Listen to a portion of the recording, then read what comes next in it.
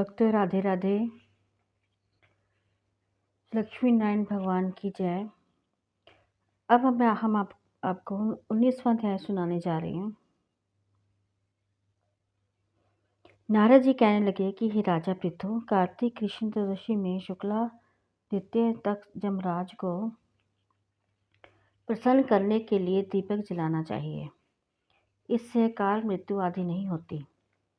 चतुर्दशी को नरक चतुर्दशी भी कहते हैं। इस दिन तिल का तेल, उपमार्ग तथा धुआं आदि लगाकर स्नान करना चाहिए।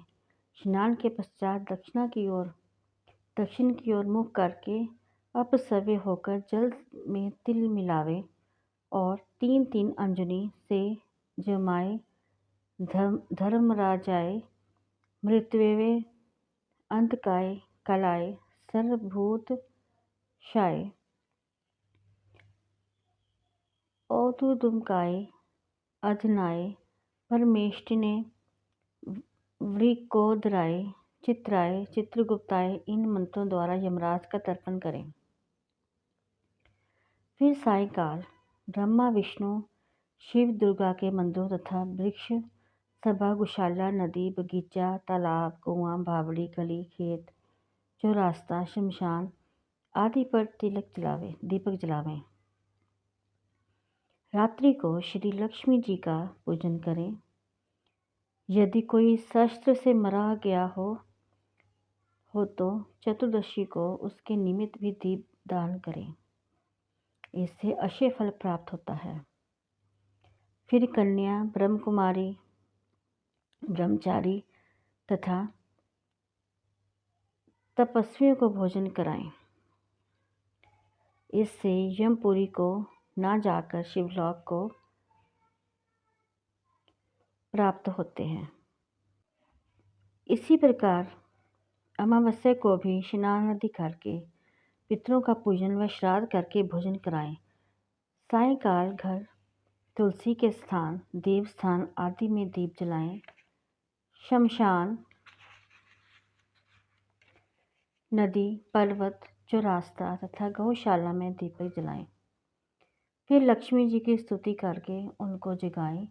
जिस प्रकार पतिव्रता स्त्री अपने पति से पहले जागती है, उसी प्रकार उस तरह लक्ष्मी जी भी भगवान से 12 दिन पहले जागती है।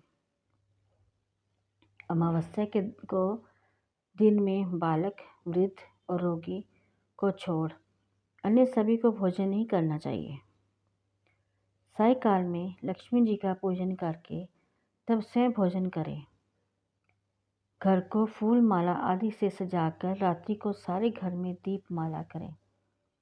घर के सभी स्त्री पुरुष नवीन वस्त्र धारण करें और समस्त रात्रि नित्य गीतादि हर्षोल्लास में बिताएं। रात्रि भर दीपक जलाना चाहिए। उस रात्रि को लक्ष्मी जी सब घरों में घूमती हैं तथा जो घर अधिक सुंदर तथा रमणीक होता है उसमें बहुत दिनों तक निवास करती हैं। एक पहर रात्रि शेष रहने पर घर का दरिद्र रूप पूरा करकट सूप या पुराने पंखे पर रखकर बाहर फेंक देना चाहिए। ऐसा करने से वह घर धन धान्य से पूर्ण रहता है। दूसरे दिन गोवर्धन बनाकर बंधु वधाओं सहित पूजन करके ब्राह्मणों को भोजन कराएं। स्वयं भी नवीन अन्न का भोजन करें। भगवान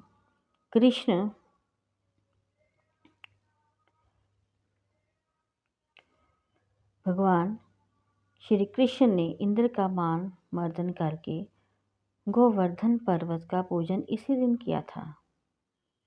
सायंकाल के समय गौ तथा वृषभ यानी कि बैल का पूजन करके उनसे अपने तथा परिवार के भरण पोषण व रक्षा के लिए प्रार्थना करें। बलि तथा उसकी पत्नी विंध्याबली की मूर्ति बनाकर सायंकाल के समय पूजन करके दानादि क्रिया करने वाला परिवार सदा सुखी रहता है। भक्तों, ये मैंने आपको 19वां अध्याय का अध्ययन करवाया था। अभी हम 20वां अध्याय भी पढ़ेंगे। अथ 20वां अध्याय। नारद जी कहने लगे कि हे राजा पृथु, जो कार्तिक कृष्ण अमावस्या को दीपावली करता है वह कभी दरिद्री नहीं होता। इस संबंध में एक इतिहास सुनो। थुरसैन देश में सत्य शर्मा नाम का एक अत्यंत दरिद्री ब्राह्मण रहता था। उसके मन में सदैव यही लालसा बनी रहती थी कि यदि मेरे पास धन हो तो मैं उसे धार्मिक कार्य में व्यय करूं। इसके लिए वह सदैव विष्णु का पूजन किया करता था। वह जो कुछ भी कमाता वह सब व्यय हो जाता। तब इस दरिद्री निवारण का उपाय पूछने पर एक विद्वान ने उसे बताया कि तुम धन की प्राप्ति के लिए शिव जी की आराधना करो। तब से वह शिव जी का उपासक बन गया। निदान 1 वर्ष बीतने पर एक दिन शिव जी ब्राह्मण का रूप धारण करके उसके पास आए। वे बोले, हे प्रिय, धन की प्राप्ति हेतु तुम राजा के पास जाकर उनसे वरदान मांगो कि कार्तिक नदी अमावस्या को हमारे सिवाय और कोई अपने घर में दीपक ना जलाए। ब्राह्मण ने ऐसा ही किया। राजा ने उसकी बात स्वीकार कर ली। निदान कार्तिक कृष्ण अमावस्या में एक दिन पूर्व अर्थात चतुर्दशी को सत्य शर्मा ने राजा के पास आकर उसको स्मरण कराया कि उसी समय राजा ने सारे शहर में ढिंढोरा पिटवा दिया कि अमावस्या को कोई भी अपने घर में दीपक ना जलाए। राजा की आज्ञा अनुसार अमावस्या की रात्रि को किसी ने भी दीपक नहीं जलाया। उस रात्रि को लक्ष्मी जी नगर में आई तो देखा सारे नगर में अंधेरा है, मगर एक ब्राह्मण का घर खूब सजा हुआ है, साथ ही दीपमाला में जगमग हो रहा है। लक्ष्मी जी प्रसन्न होकर जब उस घर में जाने लगी तो ब्राह्मण ने उनका रास्ता रोक लिया और कहने लगा कि हे भद्रे, तुम्हारा पति अति कठोर है, तुम अति चंचल हो, इस कारण तुम हमारे घर में प्रवेश मत करो। तब लक्ष्मी जी कहने लगी कि भगवान के शयन के समय मैं आई हूँ, अतः निश्चय करके तुम्हारे घर में वास करूँगी। ये सुनकर ब्राह्मण ने कहा, यदि तुम इस बात की शपथ लो कि 3 वंश पर्याप्त तुम हमारे घर से नहीं जाओगी और यहीं पर वास करोगी, तब आप हमारे घर में जा सकती हो। लक्ष्मी जी कहने लगी कि यदि विधि पूर्वक पूजन करोगे तो मैं निश्चय ही तुम्हारे घर में वास करूंगी। यह सुनकर ब्राह्मण ने पूछा कि मैं किस विधि से तुम्हारा पूजन करूं। तब लक्ष्मी जी कहने लगी, कार्तिक नदी अमावस्या को प्रातःकाल स्नान आदि करके देवता और पितरों का पूजन करो। दिन के तीसरे पहर में श्राद्ध करो। अनेक प्रकार के सुंदर पकवानों से ब्राह्मणों को भोजन कराओ। प्रदोष काल में दीपावली करो। अपने घर में तुलसी के स्थान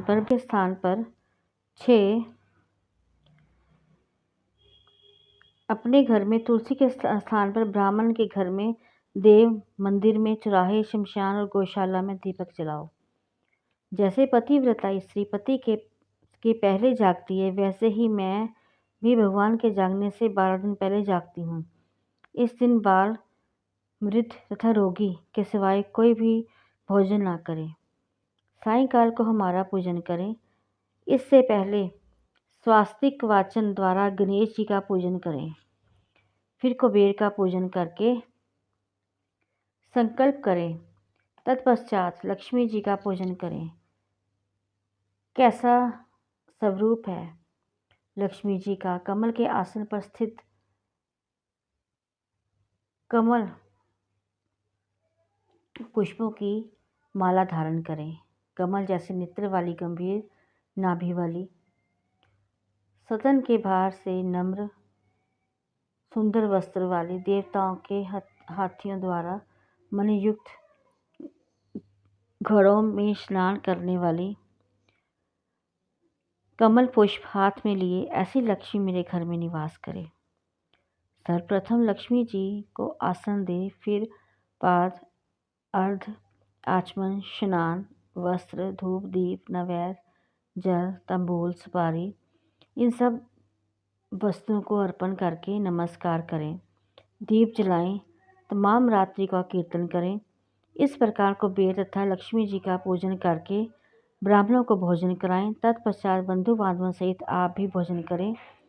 सत्य शर्मा ने विधिवत इसी प्रकार किया, जिससे उसके पास बहुत सा धन धान्य हो गया। इसके बाद उसने अनेक यज्ञ भी किए। फिर सत्य शर्मा विरक्त होकर मथुरा जी चला गया और वहीं पर समाधि से होकर विष्णुलोक को प्राप्त हुआ। बोलिए विष्णु भगवान की जय, लक्ष्मी माता जी की जय, लक्ष्मी नारायण भगवान की जय। राधे राधे भक्तों।